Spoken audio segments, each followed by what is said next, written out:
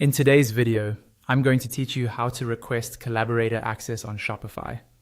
This is the process you'll use as a Shopify partner or freelancer when you need secure access to a client's store without using their login details. I'll walk you through each step slowly so you can follow along in your own dashboard. First, sign into your Shopify Partner account and go to your partner dashboard. From there, look for the section labeled Stores. This is where you see all the stores connected to your partner account, including development stores and existing client stores. Once you're on the stores page, look for a button that says Add Store. Click that and then choose the option Request Access to Store.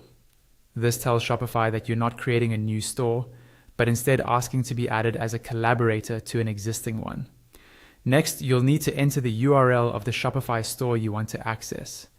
This is usually the myshopify.com URL your client sends you, or the branded domain that's connected to their store. Make sure you type it carefully. If there's a typo or you enter the wrong URL, your request won't reach the right store. Some store owners require a collaborator request code for extra security. If your client has given you a code, you'll see a field to enter it at this stage. Paste or type that code exactly as it was shared with you. If you're not sure whether a code is required, just double check with the store owner before continuing. Now you'll see a permissions section.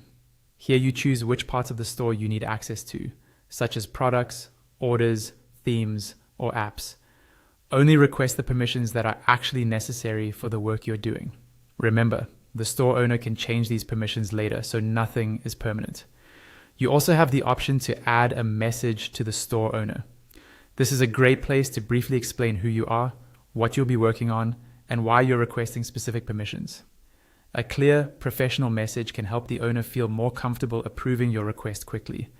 When everything looks good, click Request Access to Store.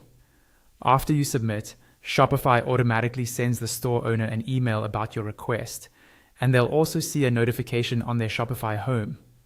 Once they approve it, the store will appear in your partner dashboard under Stores, and you'll be able